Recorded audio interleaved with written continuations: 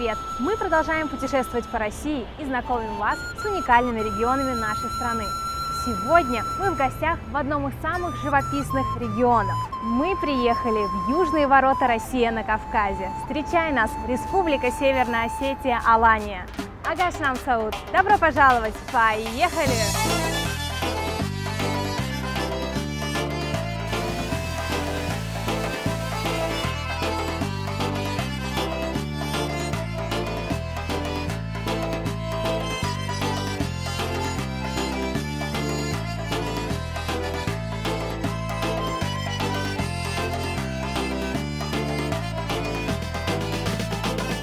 Северная Осетия еще с первых минут показала свое гостеприимство, встретив нас национальными песнями и танцами.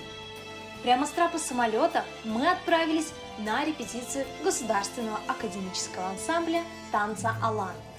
Молодое поколение артистов чтит танцевальные традиции ансамбля, которому 15 октября исполнилось 82 года. За время своей деятельности ансамбль «Алан» внес крупный вклад в развитие национального танцевального искусства республики и стал символом всего осетинского народа. Давайте же сейчас познакомимся с традиционным осетинским костюмом. Передо мной атрибут мужской одежды, который использовался во время самого главного танца «Шинт». Как вы видите, рукава здесь довольно длинные и широкие. Они были созданы специально такой формы, для того, чтобы во время танца девушка и парень никак не соприкасались друг с другом. Лента, которая использована здесь, надевалась на шею. Кинжал, который вы видите у меня в руках, прикладывался к поясу. А газыри, которые мы видим здесь, символизировали патроны. В стародавние времена мужчина всегда должен был показать, что он во всеоружии и готов отстоять достоинство и честь своей семьи.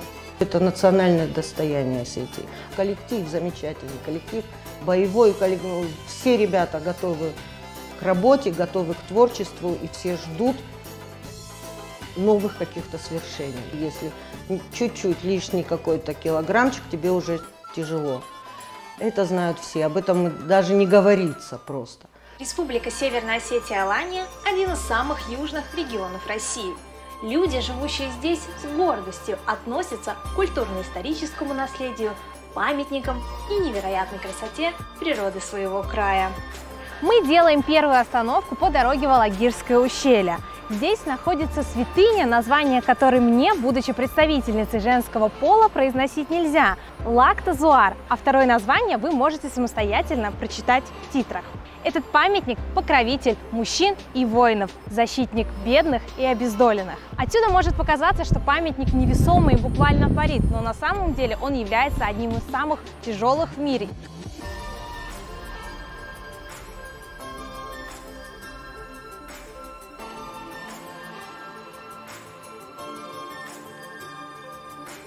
Мумисонское ущелье – это кладезь культурно-исторических памятников.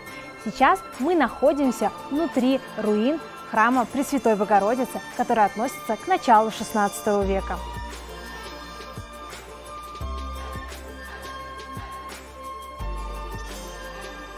Мы находимся на приграничной территории. В ту сторону уходит дорога на Цхинвал, на территории Южной Осетии, а по ту сторону Кавказского хребта находится Грузия. Здесь, на просторах Мумисонского ущелья, в ближайшее время будет построен уникальный горнолыжный комплекс, который будет готов к встрече туристов на протяжении 10 месяцев в году. И если вы являетесь инвестором, который смотрит сейчас наше видео, то мы хотели бы вам рассказать, что у вас есть уникальная возможность принять участие в организации данного комплекса. А на территории этого ущелья располагается дом, в котором родился основоположник осетинской литературы Кошта Леванович Кетагуров. Здесь, в маленьком селении Нар в Алагирском ущелье, сделал свои первые шаги в большую жизнь выдающийся осетинский поэт и драматург, который стал бессмертным символом своего народа. Многочисленные произведения Косты Хитагурова написаны как на иронском диалекте осетинского языка, так и на русском.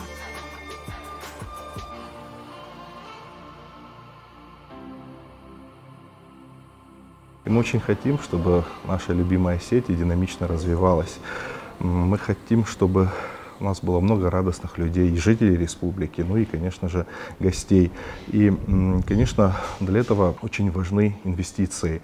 Мы последовательно работаем над тем, чтобы инвестиционная привлекательность нашей республики улучшалась. И думаю, что результаты этой работы видны. Сейчас мы с вами находимся на территории одного успешного, уже реализованного проекта. Это компания СТК-59, которая является застройщиком, известным застройщиком в нашей республике, решила инвестировать часть своих средств в этот проект. Мы со своей стороны тоже помогли. С помощью государственной программы выделили денежные средства в размере около 200 миллионов рублей. Инициаторы проекта также вложились, где-то около 400-500 миллионов рублей вложили своих денег. В результате появилась вот эта прекрасная гостиница, которая, несмотря на то, что еще даже не было официального открытия, здесь уже нет свободных номеров. Мы используем наши конкурентные преимущества. Это и географическое положение, это климатические особенности, это красивая природа, как вы до этого заметили, возможности гастрономического туризма. У нас много памятников культуры. На последнем состоявшемся питерском форуме, это было в прошлом году, президент страны отметил нашу республику как наиболее динамично развивающуюся в плане привлечения инвестиций. Северная Осетия – это край талантливых музыкантов. В один из вечеров нас пригласили на репетицию ансамбля даулистов. Вы только посмотрите на мастерство талантливых ребят. Первый раз я сюда пришел в 1 классе. Мне понравилось, но я не смог сюда ходить, потому что я не смог приобрести себе инструмент. Потом со временем решил опять прийти, но уже все хватало, купил инструмент, начал ходить, влился в эту тему и вот до сих пор играю на нем. Мы принимали участие в международном фестивале «Солнечный павлин», который проводится вот уже 3 года между народами Китая и России. В международном фестивале «Филраша» гастролировали по всей Европе. В международном фестивале «Детский кинофестиваль», в международном фестивале цитрусовых фруктов в Турции, в городе Мерсин, в международном фестивале «Славянский базар», знаменитый. На протяжении 10 лет мы принимаем участие в фестивале «Песни России» под руководством народной артистки России Надежды Бабкиной. Также мы ездили на фестиваль в город Санкт-Петербург. Фестиваль назывался «Ударная волна». Мы поставили там рекорд по самому большому барабанному крещендо. Было почти 1500 человек. Также мы ездили на фестиваль «Поверь в мечту» в городе Воронеж. И мы ездили в город Москву, играли в Кремле. Я пришла лет 7-8 назад. Я увидела доули, но это было в Грузии, и захотела играть на этом инструменте. Но родители мне сказали, что девочки не играют. Я, конечно же, немножко погрустила, но приехав во Владикавказ, я решила прийти к Магомеду. И когда он мне сказал поиграть там на пальцах и сыграть лезгинку, и он сказал, что у тебя получается, я не послушала своих родителей, пришла, купила себе доули и начала играть. Папа какое-то время не знал, но потом, когда я стала играть, ездить, он стал гордиться и говорит: ничего себе, оказывается, девочки что-то могут. Коллективу ансамбля «Ритмы гор» уже более 25 лет. За это время народный артист Северной Осетии Магомед Карсанов воспитал несколько поколений выдающихся даулистов. Мы решили узнать, как прославленный мастер игры на доуле начал свой путь в мире музыки. Все мои братья, сестры участвовали, работали в государственных ансамблях. Вот Алан, оттуда у нас Дина. Одно время даже было нас 8 человек. Все говорят: о, все, говорит, Карсановы там, говорит, что ли. А я учился в техникуме индустриальном. Меня даже подкалывали техник-даулист. Да. И я приходил на репетиции, сидел и вот так по стульям бил. Тогда барабан иметь, это было вообще за счастье. Во-первых, дорого, не каждый мог купить его. А я такой слухач был и настырный. И сидел, и вот так по стульям бил.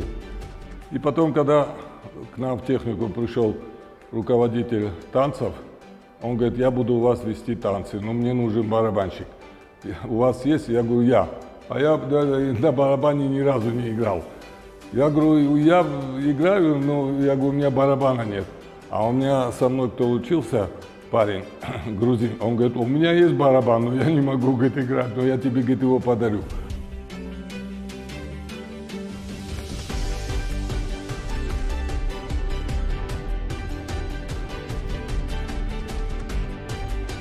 Приоритет бы из всех видов бы отдал экологическому туризму, все больше и больше спроса на него появляется, и это связано с тем, что человек хочет побыть в гармонии с природой, попасть в дикую природу с минимальными условиями.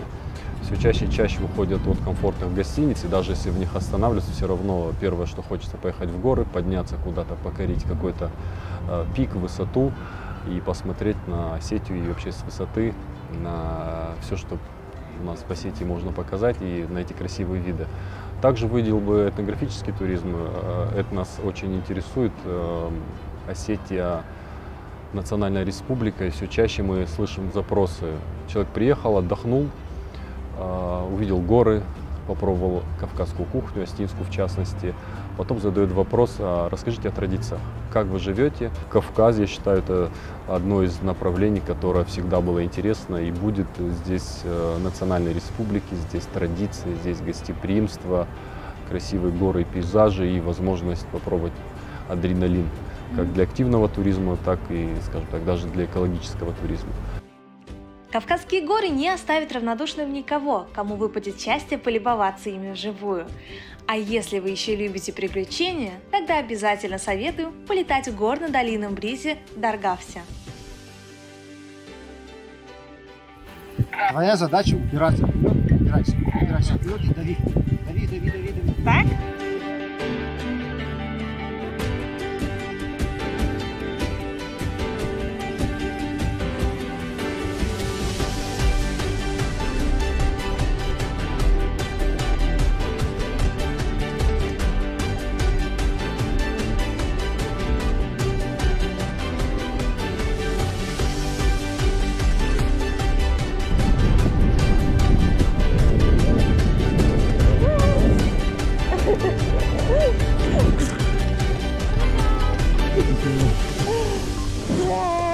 Спасибо.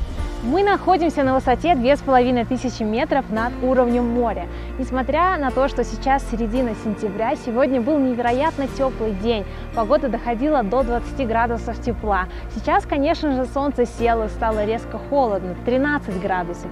Но это не мешает нам наслаждаться закатом. И мы хотели бы поделиться с вами этим прекрасным видом.